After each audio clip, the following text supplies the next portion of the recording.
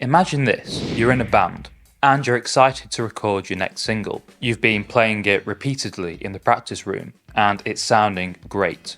So great, in fact, that you just want to get the song recorded as quickly as possible and share it with the world. However, when the band goes to track each individual part in their home studio to build up the song track by track in the session, the recording just doesn't feel right. It lacks the live, organic sounding element of the performance in the practice room, and it lacks the energy that was felt when the band were playing all together in the same room. If only there was a way to record the band playing live in the room, using just a few microphones to capture the energy of the band playing live, and then somehow split each of the parts in the session, with separate groups for drums, vocals, guitar and bass, enabling the song to be produced and mixed with the same level of precision as modern day pop records, which are produced track by track, whilst retaining the band's live energy and the sound of the room in the recording. If this is you, then you're in luck.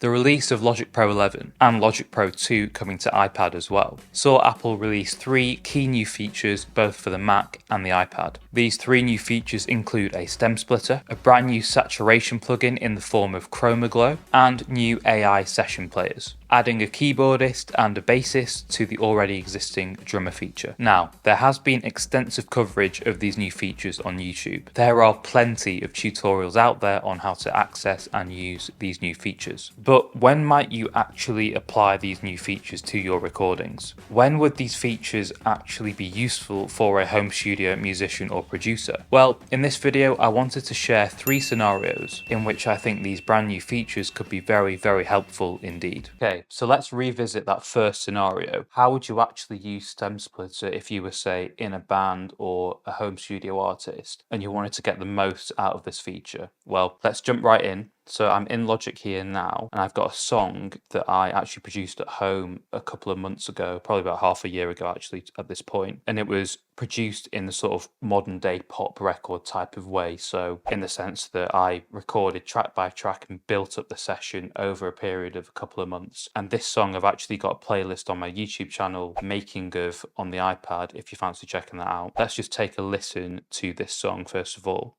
I've gone all in for this round.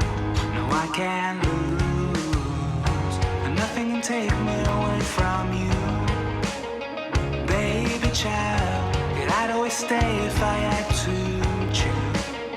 So you can see the song is pretty much, the production is like a modern day pop rock band. You've got drum kit, you've got bass guitar, you've got lots of electric guitars, and you've got a lead vocal and some very, very subtle vocal harmonies in there. So what we can actually do is we can use Stem Splitter to firstly split up this WAV file into its constituent instrument groups. So if I then click on right click and I go down to Stem Splitter here, I've got an option basically to split this track up into vocals, drums, bass and other. Other being the rest of the production, which is going to be most of the mid-range, most of the guitars. If I click split here, took just a few seconds to do that, super quick actually. And hopefully I've got isolated here the vocals, the drums, the bass and the guitars. So let's give this a listen first of all.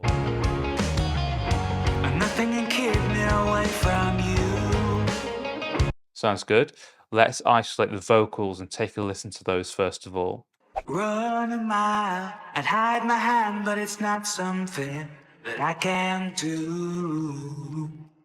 Oh, I can actually hear some artifacts in there actually. It's worked sort of well, but it's not worked perfectly. Still super impressive. I can't lose, and nothing. Yeah, you see that it's drifting in and out a little bit. It's not perfect, but considering there's lots of saturation and reverb on this vocal, I think Stem Splitter's done a really good job. Not forgetting as well that Stem Splitter is free and you have to pay usually for other third-party Stem Splitters, right? Let's go on the drums.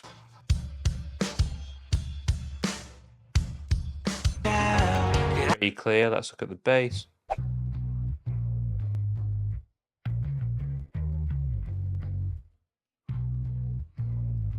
So with the bass, I'm actually noticing that there's lots of low end there, but in terms of that clarity that you usually get in the low mids, that's not really coming through. So the actual like attack of the pick that was there on the actual bass track, some of that's gone because I think Stem Splitters obviously tried to separate the bass, but it's obviously the bass encroaches into that low mid range that a lot of the guitars would occupy. A lot of that pit might actually just be in the guitar. So let's have a listen of that.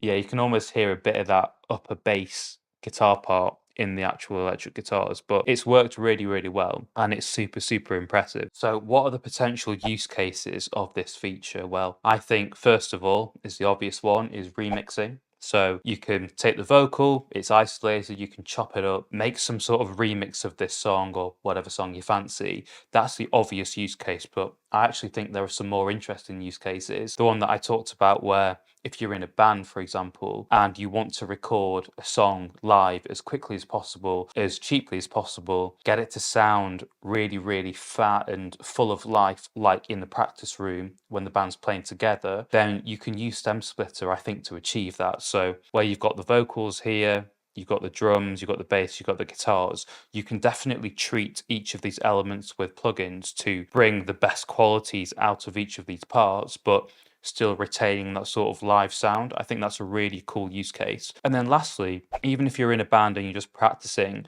you could just record yourself with a single microphone and then put it straight into Logic, and within a couple of seconds, you've essentially been able to isolate each of the parts, so everybody's parts. You can then send each of the band members those parts and just go, this is how it sounded in the room. I've turned yours up in the mix. Just have a listen. You might want to work on X, Y, and Z. So I think that's also a really cool use case of the Stem Splitter feature. But overall, really, really impressed by this. It's not perfect, but it works really well. And considering it's also free, it comes built in with Logic. I think it's just a no-brainer, really. You have to use it. Okay, just before we move on, I wanted to show you one more thing in Stem Splitter. So it obviously works quite well with tracks that have been properly recorded and properly mixed and mastered. But what about that use case of the band, right? What about songs that have been recorded with a single microphone, two microphones in a room? Does Stem Splitter still actually work? Well, in Logic right now, I've got in a song that I did when I was maybe 18 or 19. And at that time, I had no idea how to record drums. And so what I did was I basically put a large diaphragm condenser mic in the middle of the garage and recorded my drum kit with just a single microphone. So let me play you this song now, and you'll just hear the drums basically come in and out of the whole song because they've been so poorly recorded and so poorly mixed. And that's basically emulating the kind of recording that you'd have, right? If you were in a practice room and you just put a mic or two in the room and you just wanted to capture the live recording of the band there and then. So let's take a listen to the song.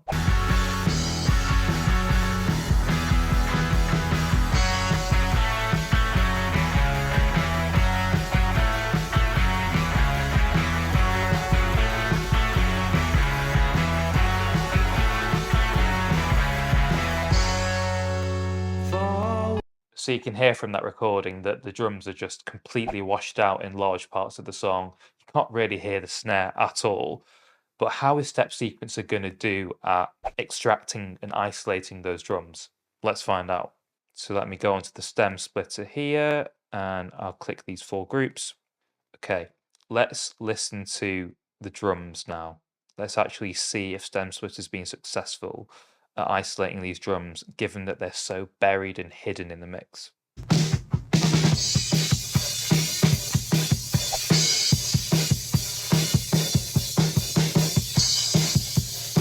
That's actually incredible. Cannot believe how good Stem Splitter's been at isolating that. Let's see of the other parts of the song. Let's see if it's done it there.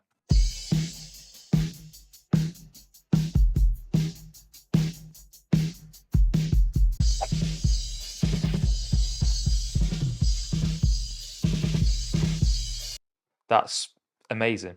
I've never seen a Stem Splitter actually work that well on a recording that poor. So I think that just underpins that use case of using it to record and then split out instrument groups in a live recording. It's worked so well there, so well. I'm so impressed by that.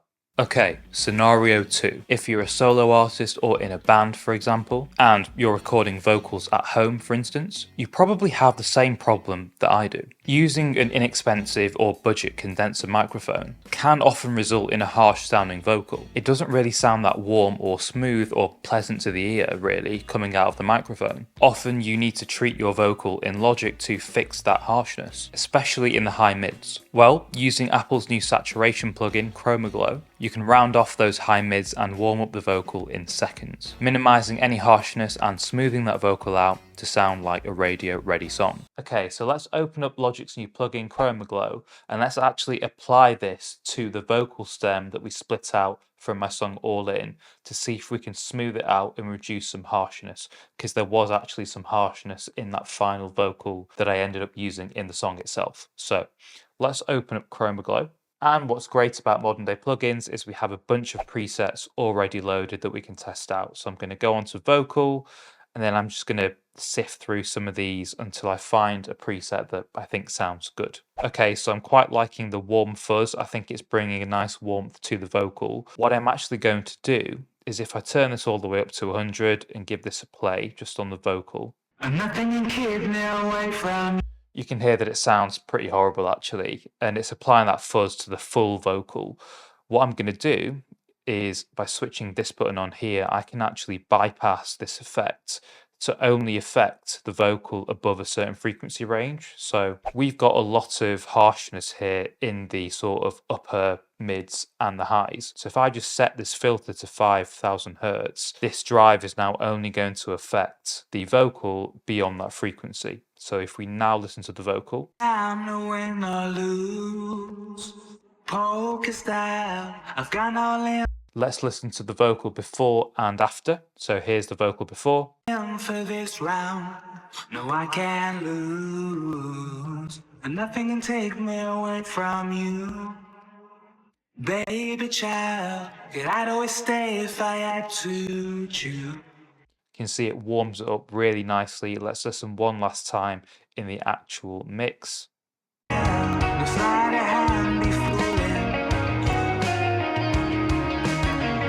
I got all five and you know it's true. Poker style, I've gone all in for this round. So what I've done there lastly is just reduce the mix amount to about 50% just because I want to retain some of that vocal clarity in that top range, but I do want it to sound a bit warmer. So I think this is probably a happy medium to dial in very quickly. On to scenario 3. You're a home studio musician or producer and you're working on a brand new song, an acoustic ballad. Let's say. You can play the acoustic guitar, you can program drums, you can even sing. So you get those parts down, you give them a quick mix, and then you listen to the song back, and you think to yourself, this song really needs a piano. It's the final ingredient, and you can even hear the parts in your head, but you don't actually know how to play the piano. So you feel a bit stuck. If only there was a way to just get your ideas down on paper, metaphorically speaking of course, so you can then communicate your idea better to your piano playing friend, who can eventually track that part for you to complete the song. Well, Logic has an answer for that too now. Okay, so to actually test out these AI session players, I'm going to use the actual session that I used to build the song All In instead of the actual stems, and there's a good reason for that I'll talk about in just a second. So to actually open up these AI session players, you just want to head over to Track, New Tracks, and then previously in Logic we had just the drummer. Now we've got a session player window and we can access the drummer, a bass player, and a new keyboard player. So I'm going to choose keyboard player, and once this is loaded, the first thing I'm going to do is just make sure that this keyboard player is going to be playing for the entire duration of the song. The actual start of this song doesn't start at the start of the session, so I'm just going to adjust that. And then if I double click to open up the editor, the first thing that I can see is a bunch of different parameters available to me that can essentially help me decide how I want this keyboard player to play. So I can ask this keyboard player to play really complex stuff or keep it really simple.